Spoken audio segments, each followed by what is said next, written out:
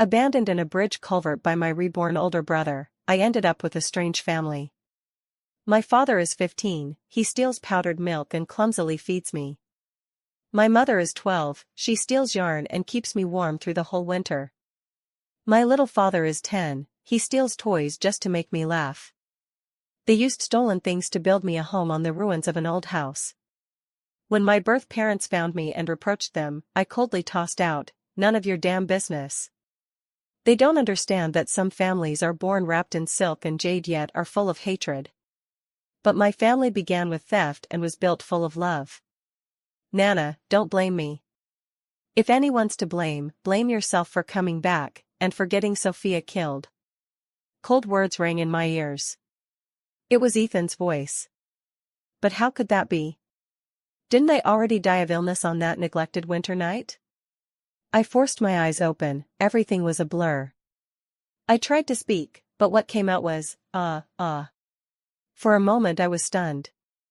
He held me tightly in his arms, his rapid breathing and pounding heart were in my ear. I don't know how long he ran, but finally he stopped and dropped me onto the cold ground. Only if you die can Sophia live out this life in peace. After he finished speaking, he turned and left without a backward glance. The wind was bitter, I shivered in my swaddling clothes. It turned out the first thing my reborn brother did was make sure I died again. Scenes from my past life flashed through my mind like a fast-forwarded film. Maliciously switched at birth, I suffered for 18 years in the Chin family. When my biological parents finally found me, I thought it was salvation. I remember the day we returned home. Sophia stood on the stairs in a white dress, tears flowing before she spoke. Mom impatiently said to her, "Why haven't you moved out yet?" She cried until her eyes were wet, yet she still smiled and said, "Mom, I'll move out in a bit." In the end, that very day she killed herself in the bathroom.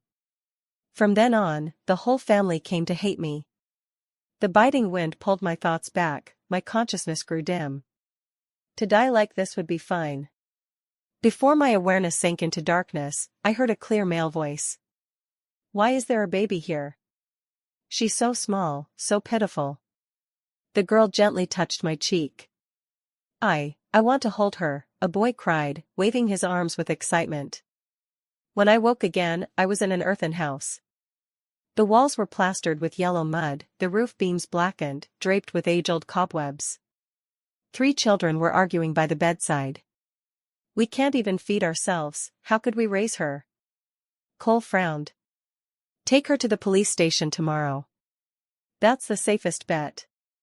Take her to the police, and she ends up in a state home." Ava's voice choked all at once. "I can't let her become a second me." Cole was silent for a moment, his voice lowering. "Maybe her family is looking for her." "Looking for her?" Ava sneered. "If they really cared, would they leave her to die under the bridge? What if she was taken?" "I don't care about anyone else." Ava cut him off, stubbornly wiping her eyes. "All I know is, if we leave her now, she could die." They argued without resolution, then both turned to the boy who had been silent beside them. "Gray, what do you think?" Gray chuckled, "Sis, bro, I'm fine with either." Ava, "See? Gray agrees with me." Cole, "See? Gray thinks the same as I do." Gray didn't look at them, he lay on the edge of the bed, his clear eyes unblinking as they stared at me. When he saw me open my eyes, his own brightened suddenly. He awkwardly extended a finger and gently touched my cheek. "Smile." He mumbled, then looked up at the two who were arguing and shouted happily, "You're awake." The argument stopped abruptly.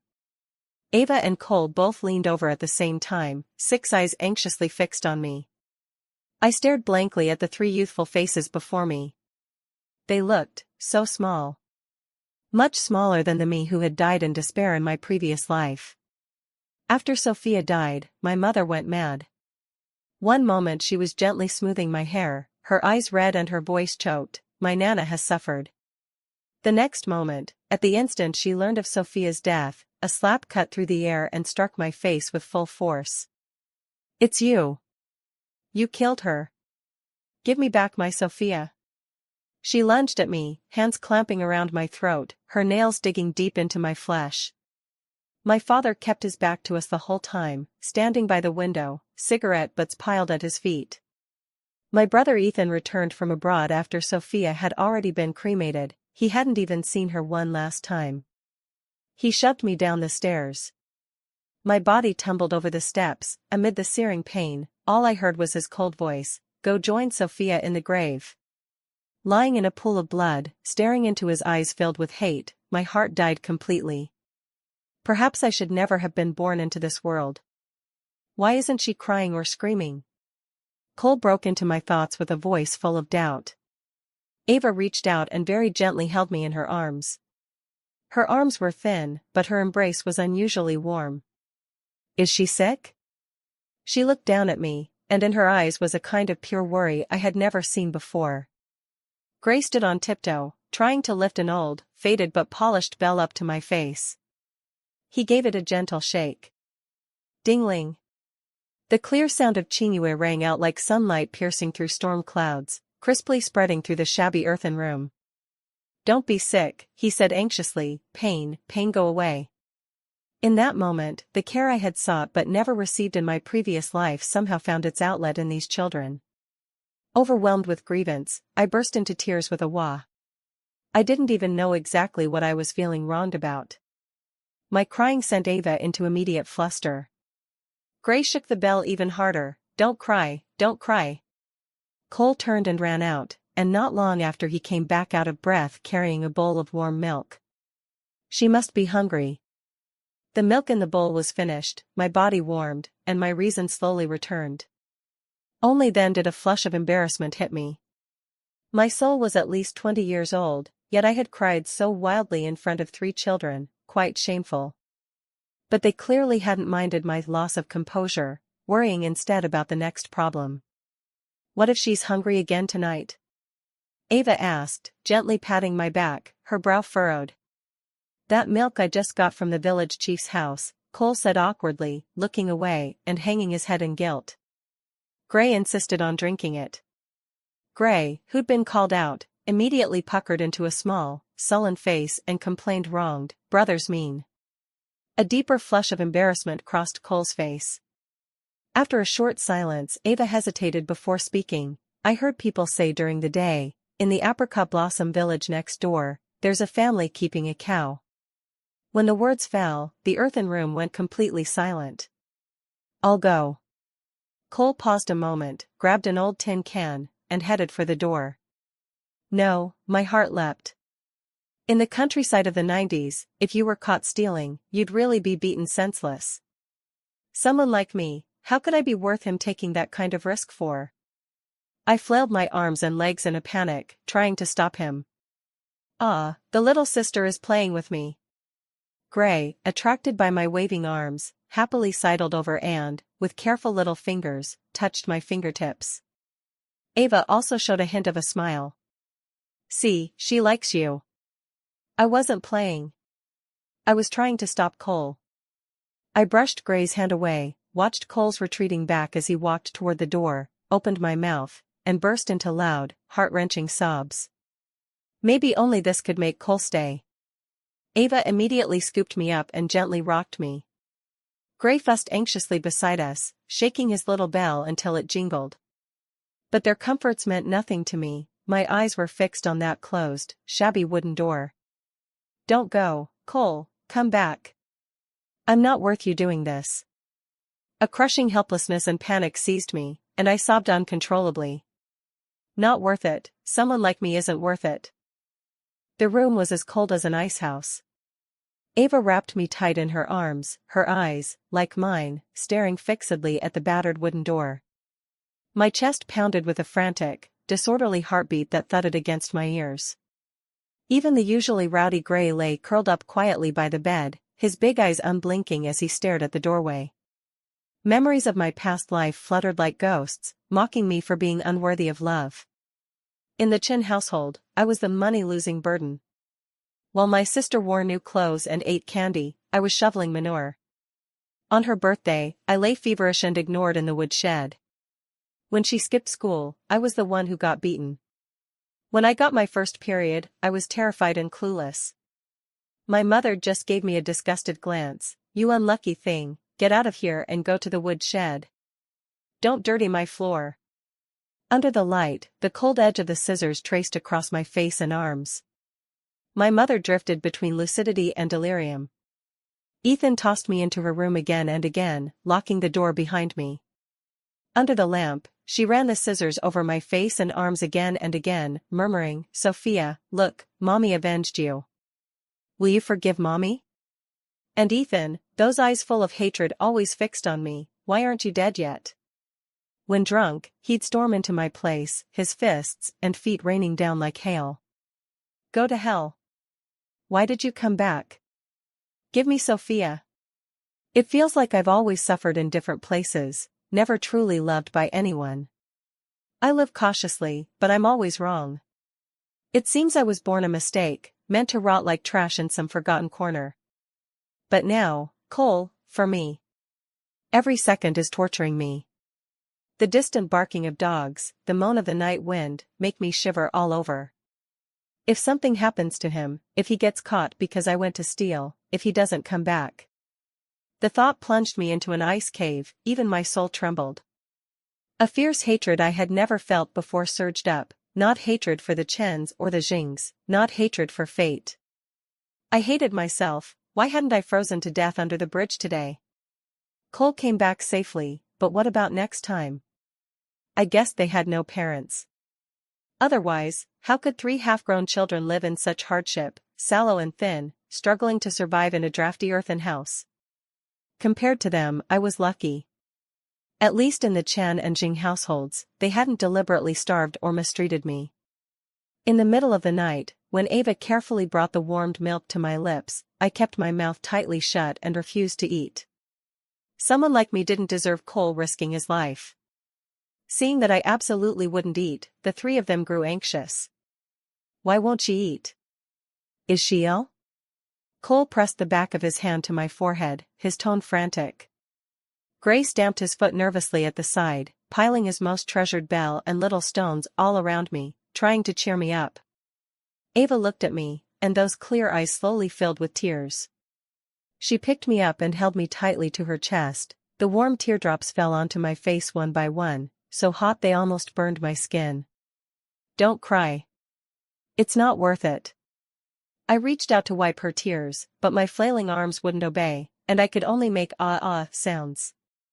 Ava looked into my eyes, and there was more compassion there than her years should allow. From my reluctant expression she seemed to have read something else. She choked up and let out a soft sigh. "Nana, did you find out? Found out you were abandoned, and that's why you're so desperate, refusing to eat anything, is that it?" My heart lurched. She held me tighter, her cheek against my forehead, her tears soaking my swaddling clothes. She went on, half to me, half to the child she once was, "Little Nana, it's not easy to come into this world." Those words were like a shaft of light that instantly split apart all the shadows of my past and present lives. "Don't ruin yourself for people who don't love you," she continued, each word weighted with tears, striking into my heart.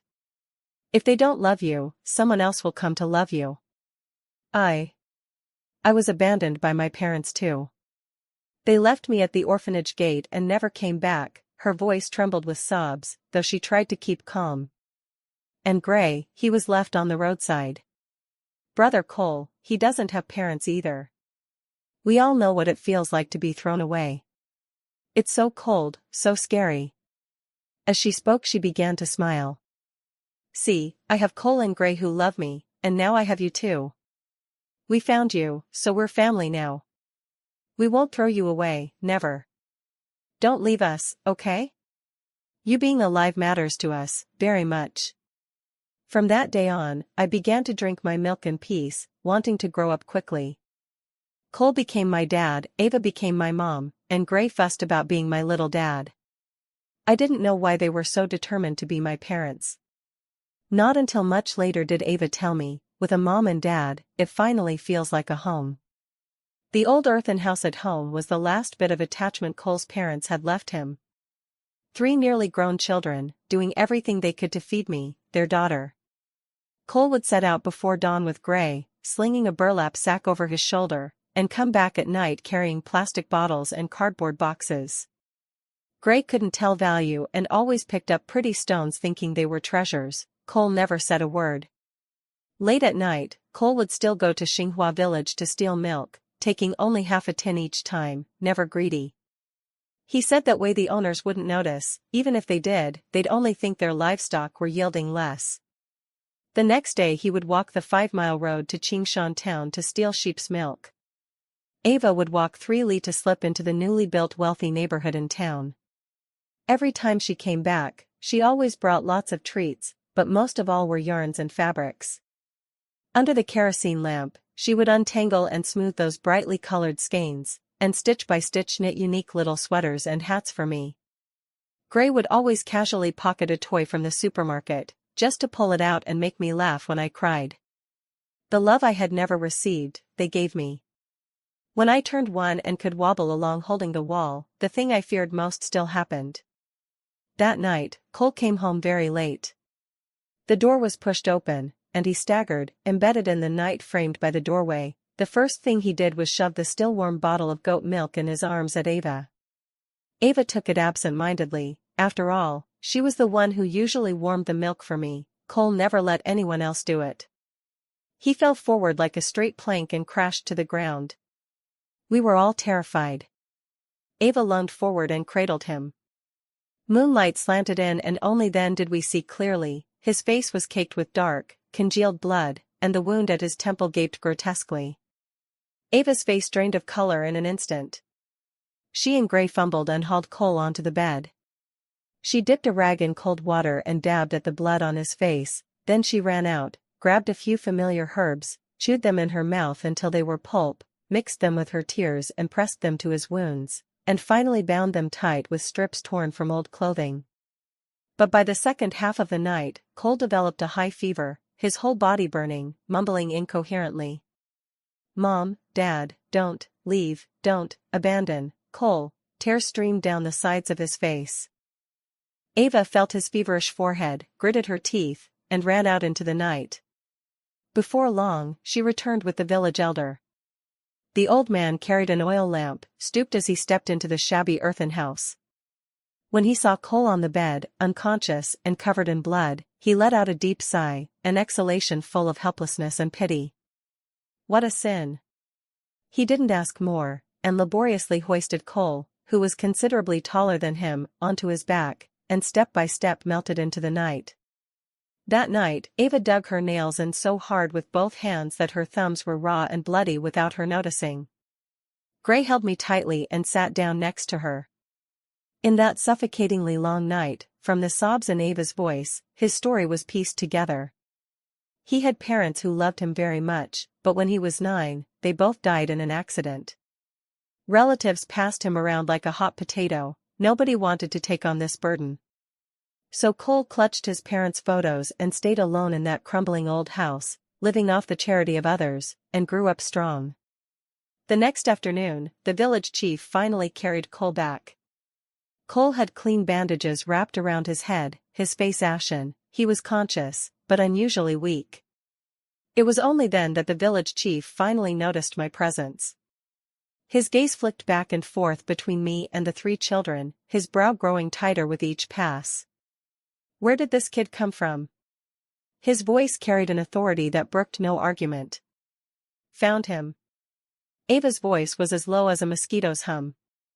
The village chief looked at them, then at the bare walls of the house, his tone growing heavy. "You're still children yourselves, how could you possibly raise an infant?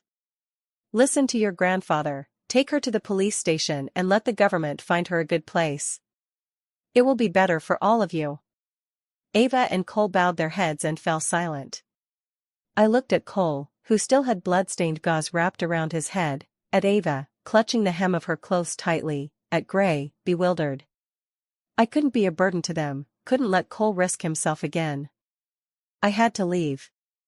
I summoned every ounce of strength, tore myself from Gray's embrace, staggered to the village chief, lifted my head, and clearly, forcefully uttered the truest and most false words of my life, of both my lives: give him away. Ava snapped her head up, staring at me in disbelief, tears instantly welling in her eyes. I avoided her gaze, pointed to the door, and repeated with even more resolve, "Go." I still went with Grandpa the village chief, and in the end I was taken to the town orphanage. The moment the door closed, I heard Gray's hoarse cry, "Nana, are you not going to keep Daddy anymore?" I heard Ava's suppressed sobs, and the muffled thud of Cole's fists striking the earthen wall. Life at the orphanage was monotonous, neither good nor bad. Only at night no one would use a stolen bell to make me laugh, and no one would carefully feed warm milk to the corner of my mouth. But my 3 parents did not forget me for a single day. They came every day. In the southeast corner of the orphanage stood a centuries-old locust tree. Ava would sneak in to see me, and Cole would keep watch nearby. Ava came almost every day. Sometimes she brought a small piece of cookie she'd hidden away, sometimes a flattened wildflower. She would quickly tell me what Brother Cole had done that day, or what silly thing Gray had said. But more often, she would anxiously press, "Nana, has any uncle in a suit and tie come to see you here? Did Director Mom ever send you alone to the office to meet those uncles?" There was a kind of anxiety and fear in her questions that I couldn't comprehend. Her questions left me baffled. It wasn't until that day that the answer was revealed in the cruelest way. It was an afternoon. Ava came to see me as usual. At that moment, a middle-aged man in an expensive suit with an air of genteel refinement was walking out of the office building accompanied by the director, as if inspecting something. Ava's eyes inadvertently swept over the man. She froze where she stood, her face went as pale as paper in an instant. Her whole body began to tremble uncontrollably, and a fierce hatred flared in her eyes, only to be swallowed a moment later by overwhelming terror. She spun around abruptly and pressed me tightly into her chest, using her slight back to block the man's view. I could feel, as clear as day, her unease, her fear. In that moment I understood. Her earlier strange questions sprang from her own wounds. That man who seemed so cultivated must have once hurt her deeply. But I had still underestimated human nature. The man came again, late at night. The commotion of the director carrying Flora from the bed next to mine outwoke me. Compelled by some strange impulse, I slipped out barefoot and followed. The office window wasn't shut properly. I stood on tiptoe and peered through the gap, and what I saw froze my blood. Ava's ashen face and her uncontrollable trembling rushed back to me. I understood everything. What she had endured was exactly this kind of hell. In that moment, murderous intent sprang up in my heart like wild grass. I had to send him to hell. From that day on, I kept myself spotless, playing quietly where he could see me. I smiled sweetly at everyone. Sure enough, he took a liking to me.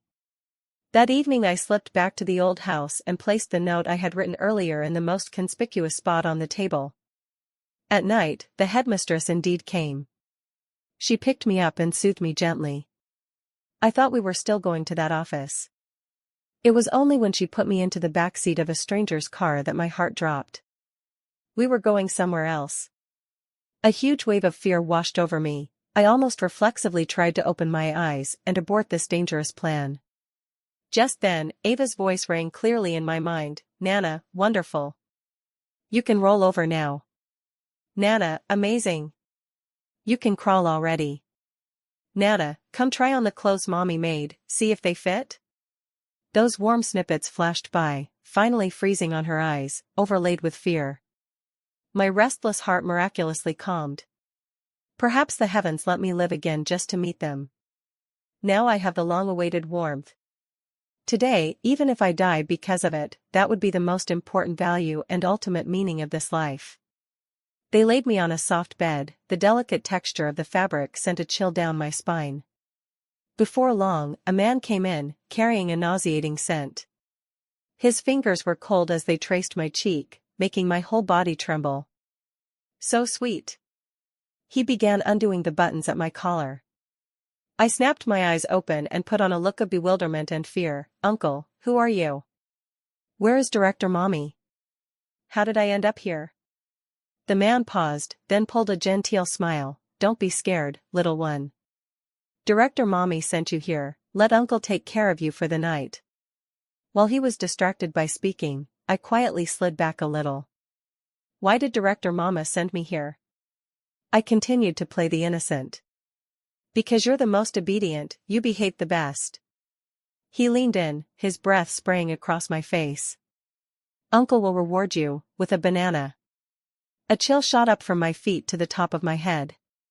I forced down the rising nausea, screaming in my mind, Ava, Cole, hurry up. Uncle, I don't like bananas. I watched him warily. I want to go back now, okay? No, you can't. His smile cooled, a hint of impatience flashing in his eyes. Seeing his patience wearing thin, I thought quickly and pointed at the light switch. Uncle, let's turn off the lights and play hide and seek. If you can catch me in the dark, I'll do whatever you say. The man's eyes suddenly lit up. Really? Really? I nodded hard. Slap. The light went out, and the darkness swallowed everything. Using my small body, I slipped past the wardrobe, rolled under the bed, and hid behind the curtains. The man fumbled clumsily in the dark, his breathing grew heavy, and he never once found me. Didn't expect you'd be such a clever little thing. His voice carried a teased irritation, his patience completely gone. Too bad, Uncle isn't in the mood to play with you anymore. Slap. The light snapped on. Under the glaring beam, I was curled up behind the huge flower pot on the balcony, exposed with nowhere to hide. Little girl, what are you hiding from? He licked his lips. Be good, tell me what you want and Uncle will buy it for you. He spoke words of coaxing, but his hands were already making a new move. He turned to the wardrobe and began rummaging. Found you. He slammed the closet door shut and peered under the bed. I flinched. Not here? Not under the bed. His footsteps began to circle the room. Where could you be hiding? Little girl, come out on your own. His voice had the teasing of a cat toying with a mouse, and an unmistakable edge of menace. If I have to pull you out myself, the taste of it will be very different. I clamped my hand over my mouth, holding my breath, my heart hammering wildly in my chest. Footsteps stopped. Finally found you. A shadow fell over me. He bent down, that nauseating face appearing before my eyes, wearing a victorious smile. The next second, the world spun. I was roughly thrown back onto the bed, the thin fabric tearing into shreds. Deliciously tempting. His gaze was murky and feverish, his breath hot against my face. I can't wait to enjoy this. His tone shifted, laced with cruel excitement. But to punish you for being so clever just now, Uncle has to teach you a lesson first. He yanked me and pulled a slender leather whip from the bedside drawer. Now, he licked his lips, his excitement warped, you can run. I turned and ran, but there was nowhere to hide in the cramped space. Crack. A sharp sound, the whip sliced the air and slammed into my back. A searing pain exploded, and I fell to the floor, too hurt even to find the strength to get up. He strolled over at an unhurried pace, crouched down, and looked at my curled, pain-racked body with something like appreciation. You are the bravest little girl I've ever seen.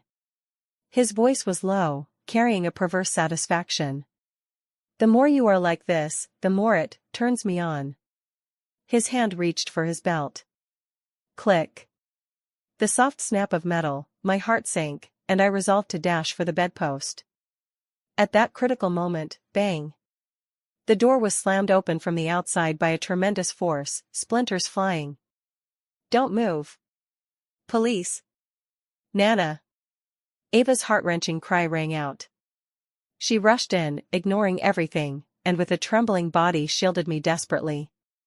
Right behind her came Cole, his eyes bloodshot. Without a word he took off his coat and quickly wrapped it tightly around my almost naked body. Then he spun around abruptly.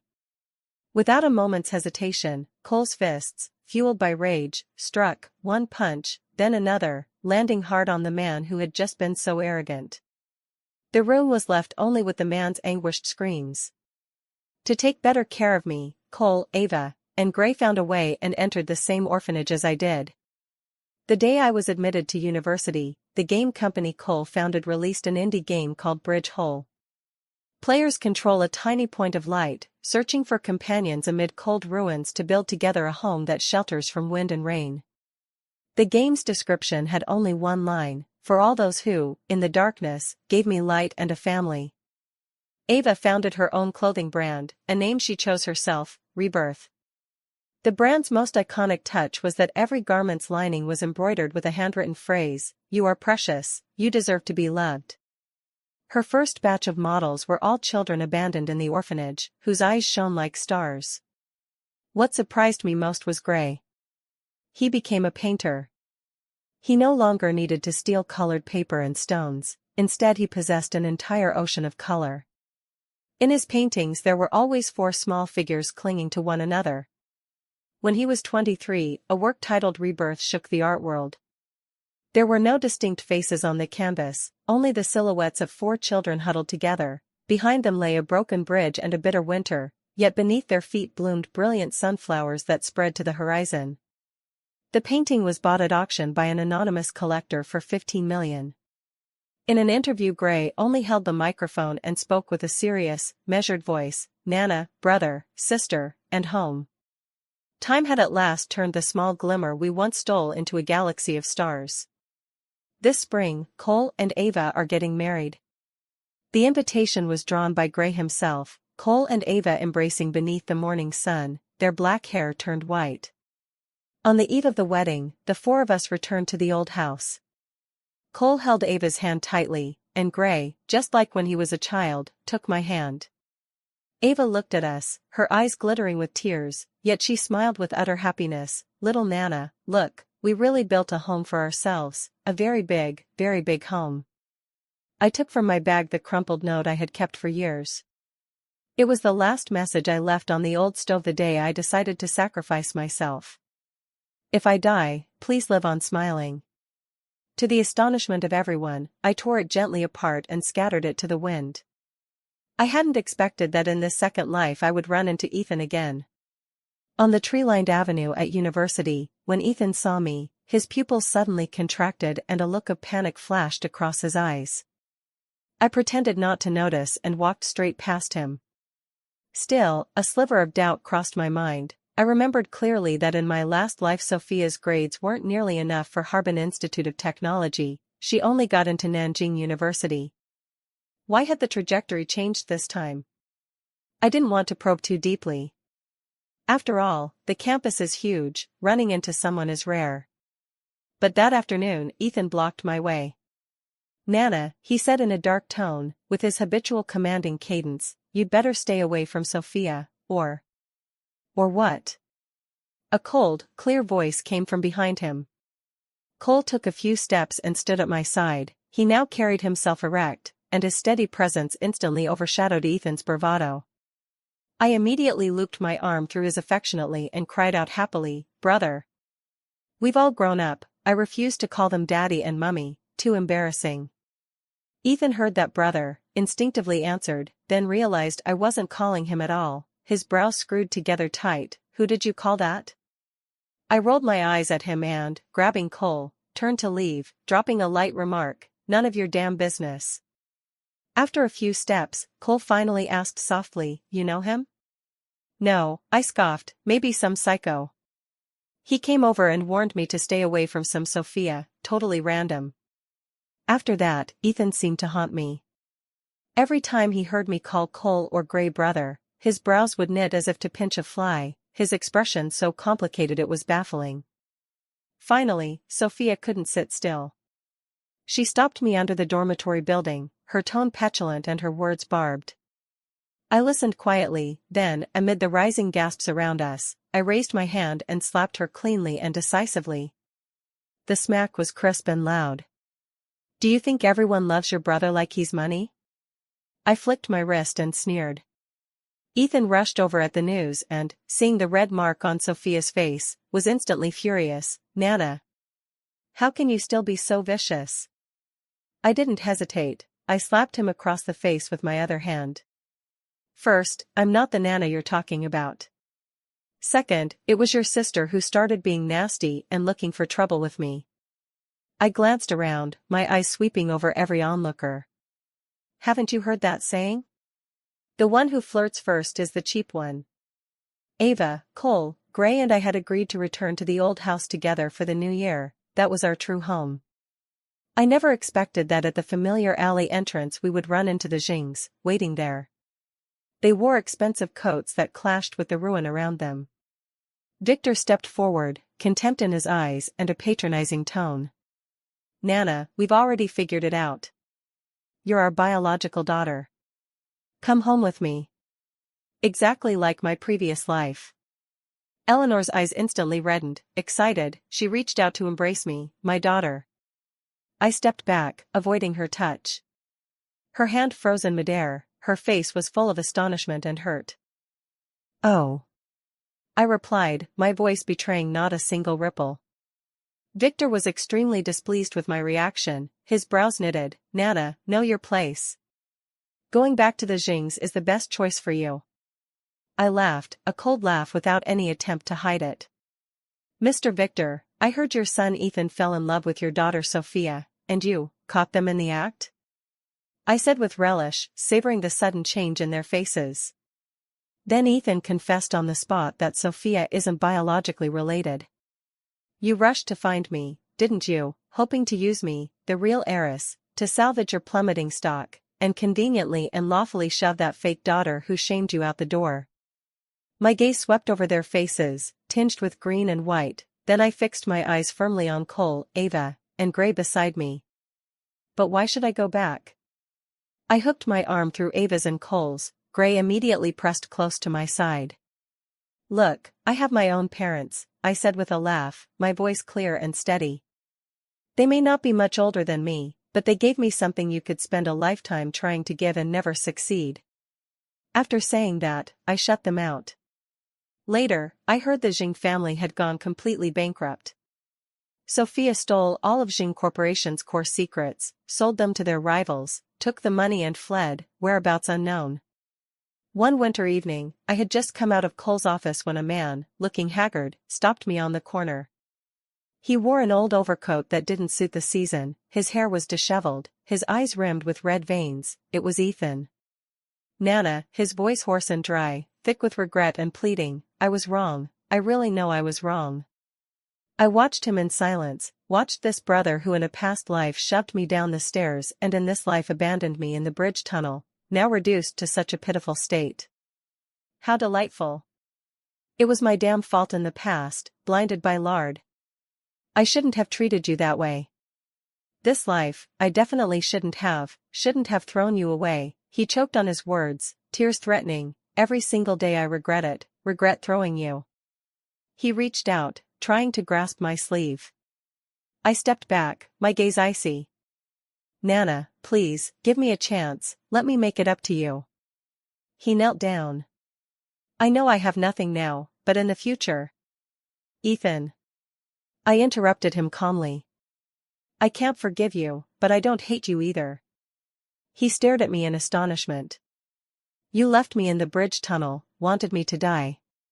But I was reborn. I paused, my gaze sweeping over the glittering lights of the street, where Cole and Ava had lit a home for me. From the moment Cole and the others picked me up, I had a home. I looked at his face, written over with pain and regret, and finally said, I'm going home now. They're waiting for me to eat. After speaking, I didn't look at him again. I turned and walked across the street. There, Cole was standing by the car waiting for me, and Gray was inside, vigorously waving at me.